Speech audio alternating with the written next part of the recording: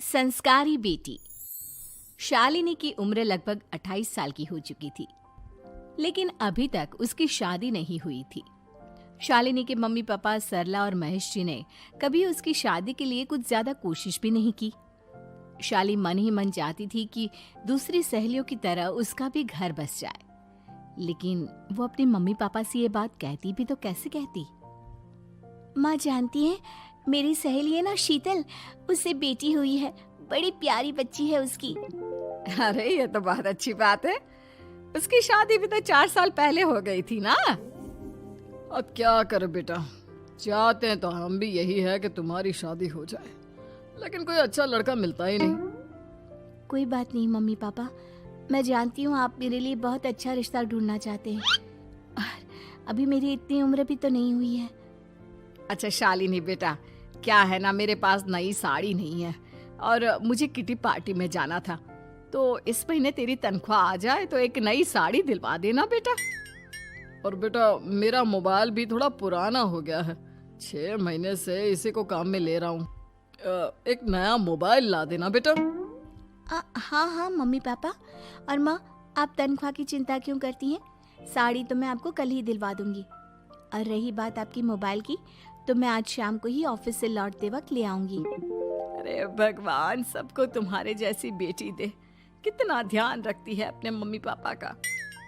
पापा, आज आप दुकान नहीं जा रहे हैं क्या? वो क्या है ना बेटा, मेरे सर में जरा दर्द हो रहा है, इसलिए आज दुकान जाने का मन नहीं है। पापा दवाई ले लीजिए, और अगर हो सके तो चले जाइए। इस तरह दुकान बंद रहेगी तो ग्राहक आना बंद कर देंगे ना। अरे बेटा, तेरे पापा की अब उम्र हो चली है, और तू है ना हमारी कमाऊ बेटी, इतनी अच्छी नौकरी करती है, हमारा ख्याल रखती है, तेरे पापा को चिंता करने की क्या जरूरत भला है? ठीक है पापा, आप अपना ध्यान रखिए, मैं ऑफिस से लौटते वक्त आपका फोन ले आऊंगी। और माँ, आपकी साड़ी हम कल लेकर आएंगी। शालिनी के जाने के बाद क्या करे, शालिनी के लिए सच में कोई लड़का ढूंढकर उसकी शादी करवानी है क्या? अरे पागल हो गई हो क्या? वो शादी करके इस घर से चली गई तो हमारे खाने के लिए पैसे कहाँ से आएंगे? जानती हूँ वैसे भी आपको ना दुकान पर जाने में, काम करने में आलस आता है, अच्छे से पहचानती हूँ आपको। हाँ तो क्या हुआ, बेटी नौकरी करती है, जब बच्चे माँ बाप की कमाई पर मजाक कर सकते हैं, तो क्या माँ बाप बच्चों की कमाई पर थोड़े दिन चैन से जी नहीं सकते? अरे वो तो हम जी रहे हैं ना, देखा ना हमारी बेटी एक ही बार में हमें मोबाइल और साड़ी दिलाने के लिए कैसे फट से तैयार हो गई। एक दिन सरला की एक पड़ोसन अपने भतीजी का रिश्ता लेकर सरला के घर आती है। सरला बहन, ये मेरा भतीजा है प्रशांत, इसके लिए रिश्ता ढूंढ रही थी बहुत दिन से।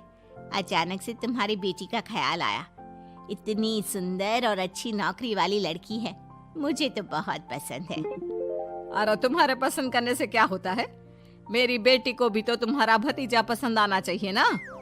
हाँ हाँ, ऐसे थोड़ी ना कि तुम्हें हमारी लड़की पसंद आ गई और हमने रिश्ता कर दिया। मेरा भतीजा बहुत बड़ी कंपनी में जॉब करता है।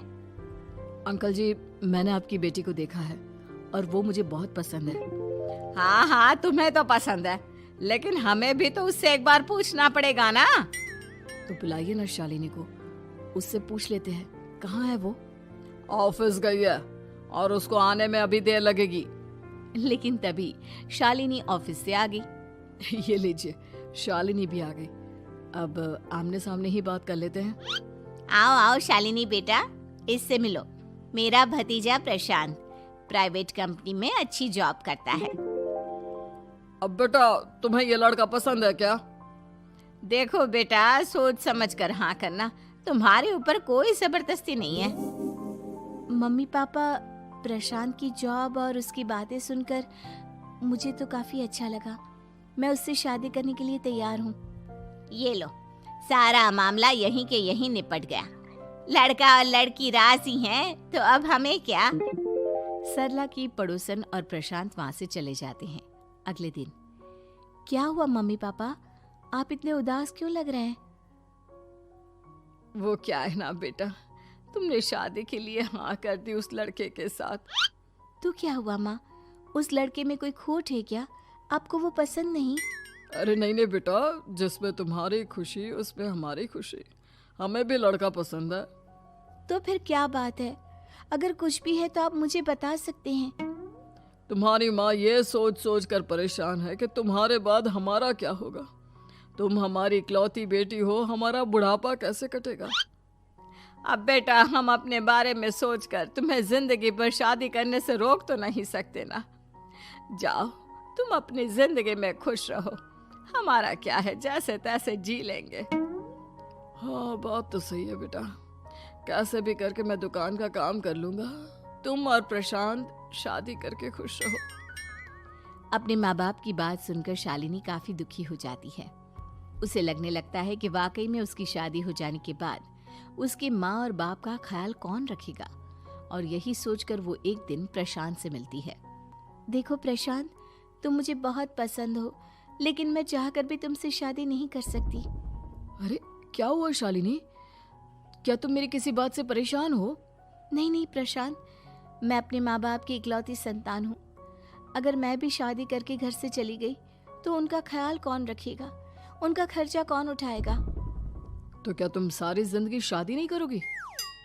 शायद नहीं प्रशांत, और अगर अपने माँ बाप के लिए ये भी करना पड़े तो इसमें गलत क्या है। प्रशांत ये सारी बात जाकर सरला के पड़ोसन यानी कि अपनी बुआ को बता देता है। ये सरला तो बड़ी चालाक निकली। प्रशांत, वो अपनी बेटी के साथ खेल खेल रही है। कैसा खेल? आप क्या कहना चाहती हैं? अरे शालिनी बहुत सीधी और संस्कारी लड़की है, लेकिन ये सरला और महेश एक नंबर के चालाक। बुआ जी, आपकी बात सही है, लेकिन अपनी बेटी के साथ भला कोई क्यों चालाकी करेगा? वो तो मैं तुझे कल बताऊंगी। तो कल सुबह मेरे साथ शालिनी के घर चलना। और फिर अगले दिन। क्या हुआ सरला बहन, तुम्हारी बेटी ने तो शादी के लिए मना कर दिया। अब पता नहीं बहन जी क्यों मना कर दिया। हम तो चाहते थे कि बेटी की शादी धूमधाम से करें। हमारी तो बहुत इच्छा थी कि शालिनी की शादी प्रशांत के साथ हो जाए, लेकिन अब क्या करें, वही नहीं चाहती। आंटी जी, शादी के बाद मुझे अपने माँ बाप की बहुत चिंता रहेगी।